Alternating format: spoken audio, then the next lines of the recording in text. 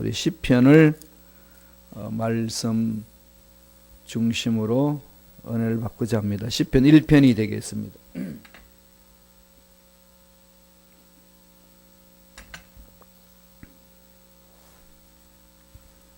성경을 찾기가 쉽지 않는데 아무리 성경을 못 찾아도 시편은 참 찾기 쉽지요. 제일 중앙에 있습니다. 중앙에 팍 펼치면 나오는 게 시편이에요. 시편 1편 1절에서 6절 말씀 다 같이 한 목소리 읽습니다. 복이 있는 사람은 악인들의 꾀를 따르지 아니하며 죄인들의 길에 서지 아니하며 오만한 자들의 자리에 앉지 아니하고 오직 야훼의 율법을 즐거워하여 그의 율법을 주야로 묵상하는 자도다. 그는 시냇가에 심은 나무가 철을 따라 열매를 맺으며 그의 사기가 마르지 아니함 같으니 그가 하는 모든 일이 다 형통하리로다. 악인들은 그렇지 아니하며 오직 바람에 나는 겨와 같도다. 그러므로 악인들은 심판을 견디지 못하며 죄인들이 의인들의 모임에 들지 못하리로다. 무릇 의인들의 길은 야훼께서 인정하시나 악인들의 길은 망하리로다. 아멘. 이 말씀으로 복 있는 사람이라는 제목으로 은혜 말씀을 나누겠습니다. 시편은 150편으로 되어 있습니다. 이 150편에 제일 먼저 우리 오늘 말씀 합독했던 이 시편 1편은 시편 150편의 서론 부분입니다. 앞으로 내가 무슨 말을 할 것이다, 이런 것에 대해서 기본적으로 제일 서두에서 밝히는 내용이 시편 1편입니다. 그러니까 시편 50편의 모든 내용들을 이야기하기 전에 시편 50편 내용 안에 이제 이런 것이 있을 것이라고 하는 그런 내용에 대해서 하나님이 기자들을 통해 가지고 하나님이 쓰신 일꾼을 통해서 말씀을 하고 있습니다. 그러나 시편 1편에서 강조하는 게 뭘까요? 복이죠. 복. 하나님은 복을 주시기를 원합니다. 저와 여러분들은 다 복을 받기를 원하잖아요. 우리 기독교를 가지고 기복 종교다, 이렇게 또 어떤 교단을 통해서 또 기복적인 설교만 한다, 이렇게 하는데 궁극적으로 따지면은 하나님 앞에 하나님의 자녀들은 복을 구하는 겁니다. 기복이라는 게 복을 구하는 거잖아요. 그런데 그 말이 많이 와전되어 있어요. 하나님은 복의 근원이시고 복을 주시길 원하시고 하나님의 자녀들은 하나님 앞에 나와서 복을 구하는 것이 당연하다고 성서는 가르치고 있습니다. 그런데 왜 기복 그러면은 복만 이야기하면은 알레르기 반응을 일으킬까요? 뭔가 이게 성경 이해한다든지 하나님 마음을 이해하는 게 잘못된 부분들 많이 있지 않겠습니까? 이유가 어디 있냐면은 복을 구하는 성도님들이 자세가 틀렸기 때문에 그렇습니다. 그러니까 나 혼자만 복 받아서 나 혼자만 배부르게 하고 나 혼자만 잘 살고 내 자식만 내 가정만 다 나 중심으로 모든 복을 구함으로 인하여서 하나님이 주신 복이 지극히 하나님의 영광을 드리는 것이 아니라 나의 만족으로 끝나는 부분이 너무나도 많기 때문에 그런 부분들은 잘못됐다라고 이야기를 하다가 보니까 기복, 복을 구하는 것은 그건 지극히 신앙생활에 문제 있다, 이렇게 많이 와전되는 것이 많습니다. 하나님의 자녀들이 아버지한테 복을 구하는 건 틀린 거 아니에요. 그건 성서에서 강조하는 겁니다. 그게 절대로 여러분 흔들리지 마세요. 복을 구하셔야 돼요. 여러분 복을 싫어하는 사람이 있습니까? 복 싫어하는 사람 아무도 없습니다. 다 복을 원해요. 그래서 행복하십니까? 묻잖아요. 행복 싫어하는 사람이 있나요? 불행을 좋아하나요? 행복을 좋아하나요? 누구나 할 것 없이 행복을 좋아하지 불행을 좋아하는 사람은 어디 있습니까? 저주를 좋아하나요? 복을 좋아하나요? 복을 좋아하지요, 당연히. 예. 우리 권사님이 너무 좋아가지고 이렇게 반응을 잘 하세요. 너무 반응이 심하면은 다른 사람 방해가 되니까 절제도 필요해요. 아멘으로 많이 하다 하시는 게 좋습니다. 복을 다 구하기를 원해요. 그죠? 아멘? 예. 그럼요. 복은 다 원하십니다. 그런데 복을 받아서 어떻게 사느냐? 이게 중요한 거죠. 이건 정말로 잘못된 길로 갈 때는 질타를 받아야 돼요. 이런 부분에 대해서 질타를 하고 복 받은 사람이 그렇게 살면 안 된다. 이렇게 이야기를 해야 되지. 하나님 앞에 나와서 복 자체를 구하는 게 틀렸다 이러면 잘못된 거예요. 복을 받아서 하나님께 영광이고 주위 사람들에게 은혜를 끼치고 그 다음에 사람들에게 나누어 주고 이렇게 그렇지 베풀고 하나님께 영광을 돌리는 그 삶 아니겠습니까? 그 삶이 틀렸나요? 그런데 복을 이렇게 나눠주고 싶어도 나한테 아무것도 없어 늘 호주머니 빈 주머니인데 뭘 나눠주겠어요? 마음도 착잡하고 마음도 늘 자기 문제만 끌어안고 낑낑거리고 있고 여유가 전혀 없는 상태에서 이웃을 돌볼 사람이 전혀 없다는 겁니다. 이런 부분에 대해서는 우리들이 먼저 하나님 은혜를 체험해야 되고 하나님의 사랑을 듬뿍 체험해야 되고 하나님 부어주시는 복을 받아야 됩니다. 그래야 그 복을 가지고 우는 사람한테 함께 울어주고 웃는 사람과 함께 웃고 배고픈 사람에게 내 수중에 있는 것들을 나누어주고 그런 거잖아요. 이렇게 잘 되어가는 나라들이 대체적으로 선진국입니다. 선진국의 사람들은 돈을 많이 이렇게 벌면은 다 자기를 위해 살지 않습니다. 자손들한테 넘겨주는 끝나지 않아요. 다 어디로 하죠? 사회로 돌려줍니다. 이게 선진국의 모습이지 않습니까? 그런데 미국에 지금 새로운 이상한 사람이 나왔어요. 돈은 많은데 기부를 안 해요. 그런데 그분이 대통령이에요. 이게 참 안타까운 사실입니다. 미국 나라는요, 돈이 많은 사람들은 기부를 참 잘해요. 그게 기독교 정신으로 이렇게 배어 있어서 나누는 겁니다. 그래서 교회 공동체가 은혜 가운데서 또 외부 사람들이 기부해 주는 것도 있고 믿음 일꾼들이 헌금하는 거 있어서 구제도 하고 선교도 하고 교육도 하고 사회에 또 귀한 일들 감당하고 있지 않습니까? 독일에도 보면은 이 소천하시면은요 그 혼자서 사시다가 남은 모든 재산들을 다 교회에다 기증해 버려요. 돌아가시면서 그렇게 유언을 남기고 갑니다. 그리고 그 어린이들 뭘 하느냐? 그 죽어가는 사람들한테 도와주고 길거리에서 쓰러진 사람들 묻지도 않고 119가 와가지고 이건 911이죠. 와서 그들을 의사와 함께 와서 살리고 신분도 묻지 않습니다. 무조건 병원에 가서 싣고 가가지고 다 살려주고 나서 그때서 어떤 사람이 이제 추적을 해나가요. 그래서 보험이 있으면 보험증으로 해결하고 오히려 보험이 없어 그냥 길거리에서 사는 사람이라면은 그렇게 기금들 교회로 왔고 또 단체에서 들어왔잖아요. 그 돈으로 다 이렇게 보살펴주고 살려줍니다. 이게 세상 살아가는 모습이잖아요. 하나님이 그걸 원하시는 거거든요. 그런 것을 우리가 잘 해야 돼요. 하려면 어떻게 되죠? 전능하신 하나님을 믿는 거잖아요. 전능하신 하나님을 믿고 하나님으로부터 복받고 주신 복으로 나눠드리는 거죠. 그래서 오늘 시편 1편에서 제일 먼저 뭐라고 그랬나요? 복 있는 사람은 이렇게 이야기를 합니다. 복 있는 사람은 여기에서 복이라고 말할 때 히브리 언어로요 아쉬레 그럽니다. 아쉬레란 말은 종교적인 용어가 아니에요. 일상적인 의미에서 행복을 말합니다.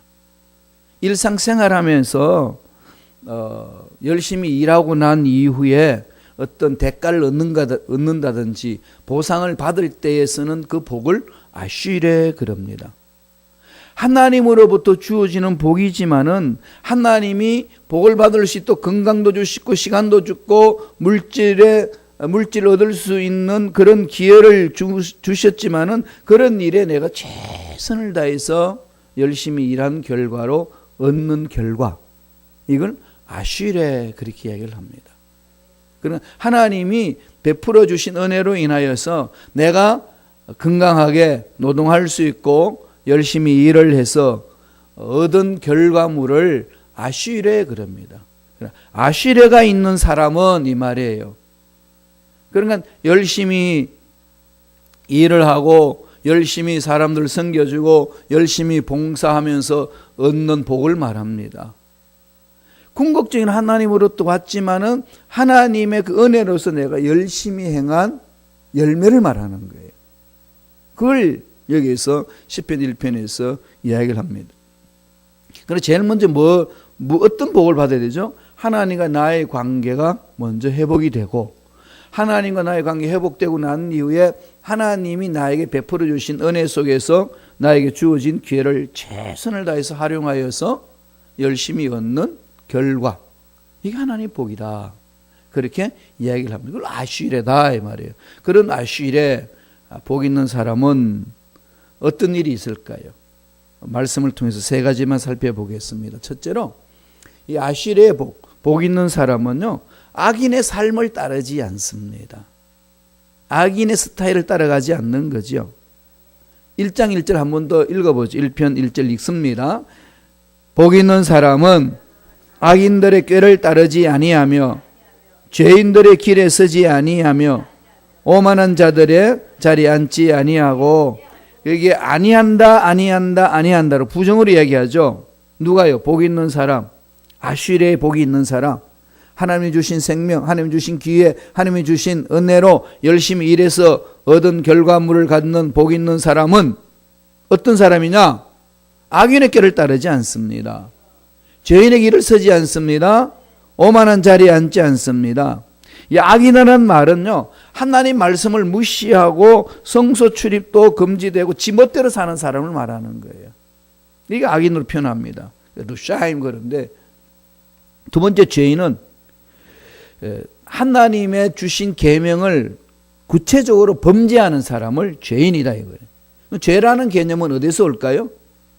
사회에서 정해진 규범이 있어요. 거기에서 잘못된 것도 죄예요. 사회에서 죄악을 범하지 않아요. 그리고 그보다 더 깊은 죄가 뭐냐? 하나님이 하신 말씀을 범하는 거.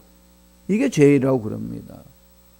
그래서 많은 사람이 전도해 보면은 내가 무슨 죄인이냐? 나 경범죄도 안 졌고 법규도 내가 어긴 적이 없다 이러면서 의인이라고 이야기하는 사람들이 저는 종종 만날 때가 있습니다. 그 사람 죄가 뭔지를 모르는 거죠. 성경에서 하나님이 말씀하신 죄는 뭔지를 모르고 있습니다. 우리 그리스도인들이 가져야 될 기본적인 자세에서 죄라는 그 의미는 하나님의 말씀을 어기는 것. 이게 죄인이라고 그렇게 됩니다. 하타임, 히브리 말로 그렇게 하거든요. 그래서 이 죄인은요, 악인보다도 더 큰 악을 범한다고 성서는 가르칩니다. 세상적으로 마음대로 노는 사람들하고는 다르다는 거예요. 하나님의 말씀을 구체적으로 범죄하는 것. 오만한 자는 어떨까요? 오만한 자는 교만한 자를 말합니다. 자기를 절대화로 만드는 거예요. 남을 비웃고 무시하는 자죠. 사람과 사람 관계에 있어서요, 정말로 어떤 관계가 회복되려면은요, 뭘 해야 되느냐? 정죄함 없이 무조건 수용해 줘야 됩니다. 응? Non-judgment acceptance. 이게 중요한 말이거든요. 비판 없이, 정죄함 없이 있는 모습 그대로 수용해 주는 겁니다. 그래서 상담가들은 자꾸 들어주잖아요. 내 말을 들어줄 사람이 없으면요, 속이 상해요. 남편이 있는데 남편은 벽창호야. 딴소리만 해. 남편은 남편대로 아내한테 말하면 아내는 엉뚱한 소리해. 이러면 서로 부부들 지금 대화가 안 됩니다. 성도들 간에도 마찬가지잖아요. 그래서 그냥 이렇게 속에 있는 걸 다 털어놓을 수 있는 사람, 이런 사람이 있는 게 정말 중요한 거죠. 그런데 오만한 자는 그걸 안 한다는 거예요. 자기가 절대적인 겁니다. 냉소적이고 정죄를 잘하고 이런 사람을 말합니다. 그런데 이 복을 누리는 사람은 어떤 사람이냐? 이러한 자리에 그런 사람을, 악인을 따라가지도 않고 죄인의 길에 서지도 않고 오만한 자의 자리에 앉지도 않습니다. 점차적으로 죄가 늘어나는 걸 말한 거죠. 제일 먼저 죄가 있는 곳에 따라가고, 그 다음 죄가 있는 곳에 쓰고, 나중에는 죄가 있는 곳에 앉아버립니다. 그러면은 완전히 죄악 가운데 거하는 거죠. 악인의 삶의 스타일이 그렇습니다. 그러나 의인의 삶, 복 있는 삶은 이것을 거부한다는 거예요. 이걸 거부해 나가는 그 삶이 바로 복 있는 자의 삶이라고 제일 먼저 거기서 얘기를 합니다. 그래서 늘 이 말씀을 마음판에 새겨야 돼요. 악인의 길 따르지 말자. 따라가지 말아야 돼요, 먼저. 그 다음에 그 자리에 함께 서지 말아야 되고, 그 다음에 함께 눌러 앉아 있으면 안 된다. 그렇게 얘기를 합니다. 두 번째의 복 있는 사람은 뭐냐? 하나님의 말씀을 즐거워한다는 겁니다. 여러분, 말씀 읽기가 즐거운가요? 노는 게 즐거운가요? 어떠세요? 먹고 즐기는 것이 즐거울 수 있어요. 그러나 그것보다도 하나님 말씀 읽는 것이 더 기쁘고 즐거울 수 있을 만큼 이 신앙의 성숙도와 삶의 스타일을 만들어야 됩니다.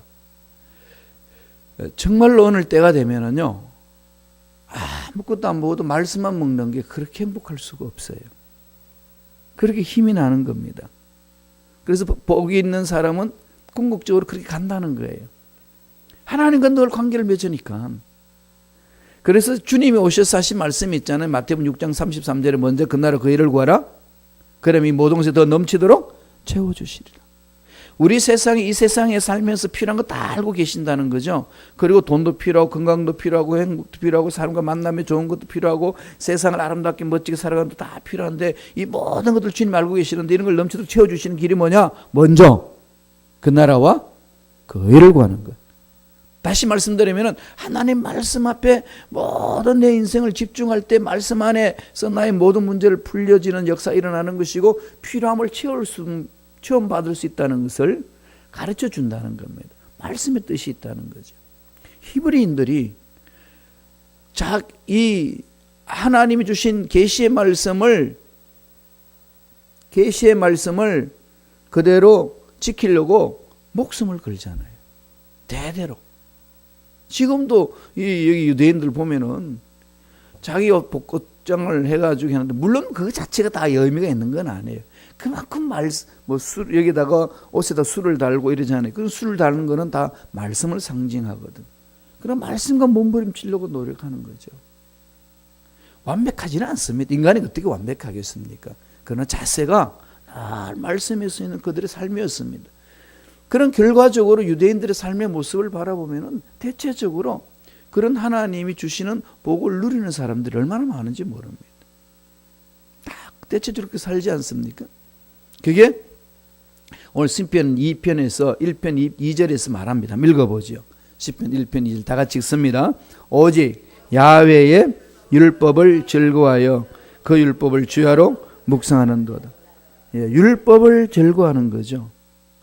여기에서 이 율법이라는 것은 토라, 하나님이 주신 말씀, 모세, 오경 이걸 말합니다.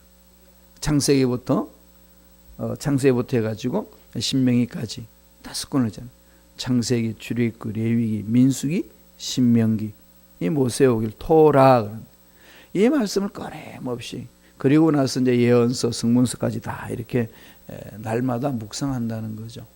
그러니까 복 있는 자의 삶은 뭐냐? 말씀 안에 들어가서 말씀에 주시는 은혜를 듬뿍 체험하고 말씀이 주시는 지혜를 가지고 세상을 살면서 하나님이 주신 기회를 잘 활용하여 열매를 맺는 삶이다.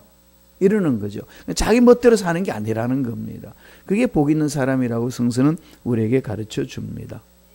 이런 자의 삶은요, 늘 말씀과 관계 맺으니까 늘 하나님 앞에 코람데오 신앙을 갖습니다.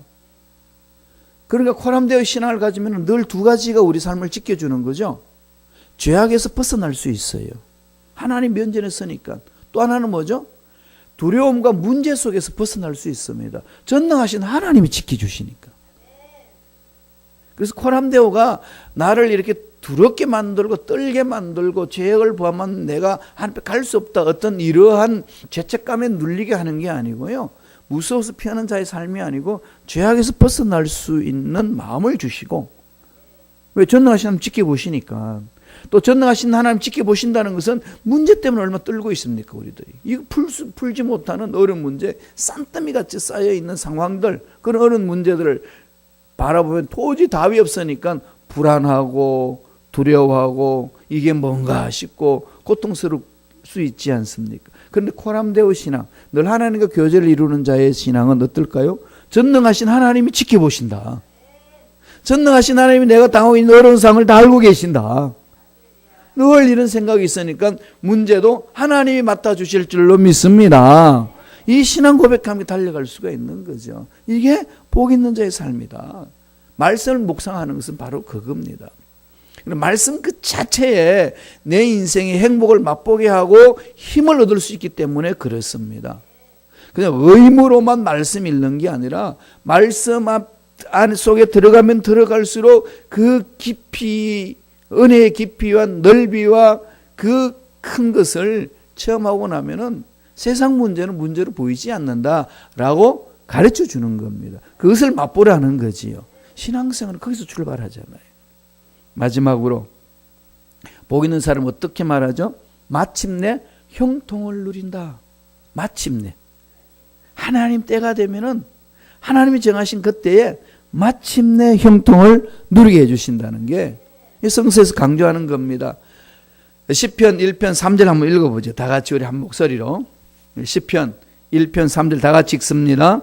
그는 시냇가에 심은 나무가 철을 따라 열매를 맺으며 그 잎사귀가 마르지 아니함 같으니 그가 하는 모든 일이 다 형통하리로다.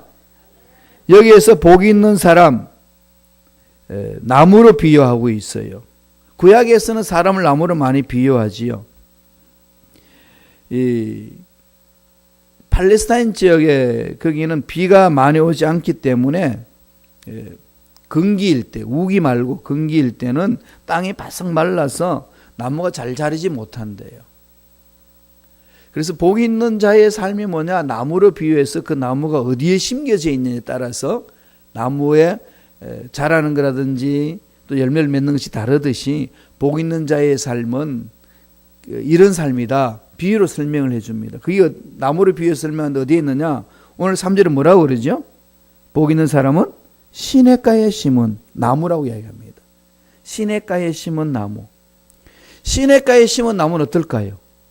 물이 마르지가 않으니까 늘 그 나무는 풍성한 열매를 맺는 거지. 잎이 파릇파릇하고 건강하고 정말로 귀한 열매를 맺는다는 겁니다. 그런데 여기 시냇가란 말은 이게 히브리 말로 보면은요, 팔게이 마임이라고 씁니다. 팔게이 마임. 한번 기억해 놓으세요. 팔게이 마임. 적어 놓으시든지 한번 따라해 보실래요? 팔게이 마임. 팔게이 마임. 예, 팔게이 마임인데 이게 뭐냐? 관계수로를 말합니다. 그냥 시냇가, 자연적으로 생긴 시냇가가 아니라 사람이 인공적으로 만들어 놓은 관계수로예요. 이 관계수로에는 저수지에서 물이 항상 내려주는 거죠. 아무리 가뭄이 있어도 저수지에 물이 마르지 않는 이상은 언제나 그 수로에 물이 흐릅니다. 그리고 그 옆에 심겨진 나무라는 얘기죠. 이 말은 세상에 아무리 가뭄이 있어도 그 물이 흘러나오는 것은 마르지 않는다는 겁니다. 끊어지지, 수원지에서 끊어지지 않고 흐르는 물 옆에 심겨진 나무라는 겁니다. 그럼 그런 나무의 모습이 어떤 나무겠어요? 잎이 풍성하겠죠. 누가 그런 사람이라고 그런 열매를 얻는다고 이야기하나요? 복 있는 사람. 복 있는 사람. 하나님이 주신 복을 마음껏 체험하고 누리는 사람들의 삶은 그렇게 간다는 겁니다. 1장 3절에 1편 3절에 보면은 시절을 쫓아 과실을 맺는다고 했습니다. 시절을 쫓아 과실을 맺습니다. 그리고 잎사귀가 마르지 않습니다. 푸르고 청정한 빛을 냅니다. 그러니까 나무 뿌리를 깊이 수은지에 흘러내리는 그 물이 있으니까 그 물에 영양분을 받아서 열매를 맺는다는 거죠. 그리고 복 있는 사람은 어떠냐? 하나님을 믿는 사람들이기 때문에 하나님은 의인이라고 칭해주고 그 의인은 영원한 하나님의 사랑의 뿌리를 내리고 있습니다. 영원한 하나님의 말씀의 뿌리를 내리고 있습니다.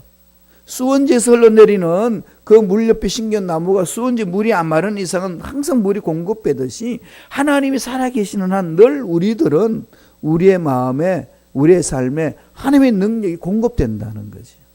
이 복 있는 자의 삶이라고 얘기합니다. 그러니 마르지가 않습니다. 잎이 풍성하지요. 잎이 풍성하고 나무도 튼튼하니까 열매도 귀한 열매를 맺습니다. 이게 하나님께서 주시는 은혜의 말씀이라는 겁니다. 그래서 하나님 앞에 올바로 서는 자의 삶은 악인의 길에 따라가지 않고, 악인의 길에 따르지 않고, 죄인의 길에 서지 않고, 오만한 자의 자리에 앉지 않는 삶의 스타일을 갖는다는 거지. 날마다 아버지 말씀을 주야로 묵상하는 겁니다. 날마다 말씀을 이 음식을 찾아서 먹듯이 그렇게 일일이 찾아서 먹고 말씀 속에 잠긴다는 거죠. 그리고 마침내는 풍성한 열매를 맺어서 마르지 않는 시냇가에 심긴 나무처럼 풍성한 열매를 맺어 주위 사람들이 나눠주는 멋진 삶을 산다라고 오늘 시편은 설명을 합니다.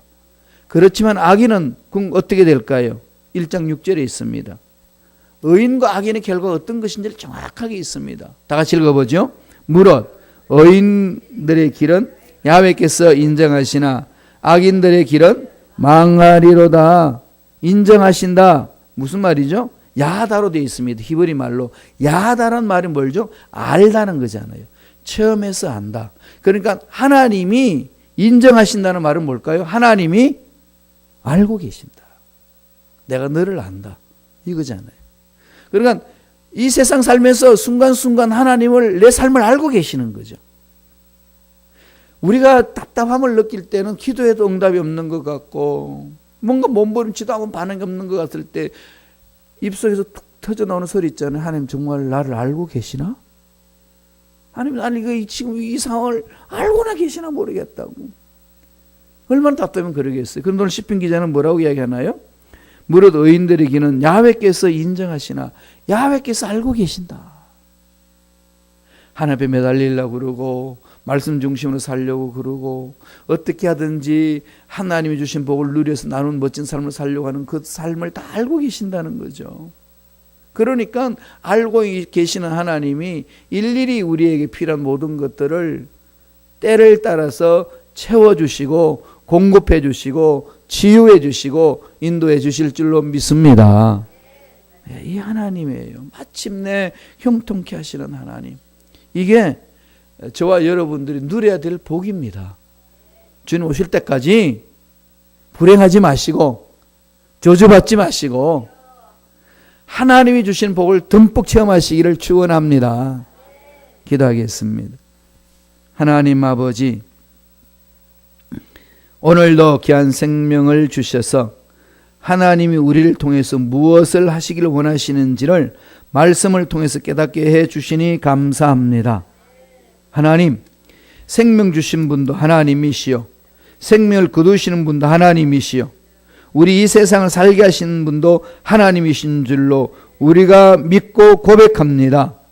우리 인생의 주인은 하나님이심을 인정합니다. 인생의 모든 문제 다 주님 손에 맡깁니다. 간섭하여 주시고 다스려 주시고 인도하여 주옵소서. 하나님이 우리 인생의 주인이 되어 주옵소서. 그래서 앞날에 에베네셀 하나님이 되셔서 이때까지 이끌으신 하나님 앞으로 더 멋지게 이끌어 주실 줄로 믿습니다. 필요한 모든 것 채워주신 하나님께서 더 넘치도록 채워주실 줄로 믿습니다. 시냇가에 심은 나무가 철을 따라 열매를 맺는 것처럼 잎사귀가 마르지 않은 것 같은, 그리고 하는 모든 일이 형통하는 그런 복이 하나님으로 인하여서 우리에게 주어 주실 줄로 믿습니다. 이 믿음 갖고 힘있게 살아가는 우리 모두에게 축복하여 주옵소서. 예수 이름으로 매하노니 세상 일을 너무 분주하게 하나님 자녀들에게 줘서 분주함으로 염려 근심 걱정으로 하나님의 말씀과 깊이 교제하지 못하도록 미혹하는 모든 마귀들은 떠나갈지어다. 문제를 너무 큰 것처럼 느끼게 해서 그 문제 속에 갇혀버리게 만드는 마귀의 계획에도 사라질지어다. 하나님은 문제보다도 크시고 우리가 생각한 신보다도 더 위대하신 분인 줄로 믿습니다. 주여, 우리 모든 문제를 주님께 맡기오니 해결하여 주시고 앞길을 열어 주옵소서. 예수 이름으로 매하노니 머리부터 발까지 모든 육체 질병도 깨끗하게 담을 입을지어다. 모든 병만은 떠나갈지어다. 연약한 육체는 강함을 입을지어다. 하나님 만져주시는 은혜가 임하기를 원합니다. 하나님이 행하시면은 안 되는 문제도 되는 역사 일어나고, 세상 의술로도 고칠 수 없는 병도 깨끗하게 치유받을 수 있는 줄로 믿습니다. 역사하여 주옵소서. 은혜 감사히 귀한 예물 드립니다. 드린 손길로마다 기억해 주시고 30배, 60배, 100배, 1000배, 만배 놀란 복을 받아 누리고 나누는 멋진 삶을 살아갈 수 있도록 축복하여 주옵소서. 감사하고 예수님 이름으로 기도드리옵나이다. 아멘.